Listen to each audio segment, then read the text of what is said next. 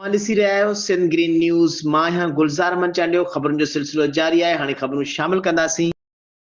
ख़बर शामिल कंदा त खैरपुर सहाफ़ी इत्तेहाद जे सॾ ते खैरपुर इत्तेहाद सहाफ़ी इत्तेहाद खैरपुर जे जनरल सेक्रेटरी सिठार जाजे सहाफ़ी हुसैन बख्श कुबर मथां ठरी मीरवा थाणे ते केस दाख़िल थियण ऐं मुख़्तलिफ़ शहरनि में सहाफ़ियुनि जो चोरी थियल फुर थियल मोटरसाइकिलियूं वापसि न थियण ख़िलाफ़ हिंगोर जा सहाफ़ी इत्तेहाद खैरपुर जे चेयरमैन गुलाम हुसैन चांग, शमन राजपर, मोहम्मद सिद्दीक सोलंकी, हाकिम अली सहतो, अब्दुल जब्बार चांग, अज़ीम सहतो, नवाज़ सोलंकी, मंसूर कुरैशी ऐं ॿियनि जी अॻुवाणी में प्रेस क्लब वारो एहतिजाजी मुज़ाहिरो करे धरणो हंयो वियो। एहतिजाज कंदड़ मीडिया सां ॻाल्हाईंदे चयो त खैरपुर ज़िले में बदअमनी चोट चढ़ियल आहे। ज़िले जे मुख़्तलिफ़ शहरनि मां सहाफ़ियुनि खां फुर ऐं चोरी कयल मोटरसाइकिलूं तोड़े ॿिया ॾोह वापसि न आहिनि थी सघिया।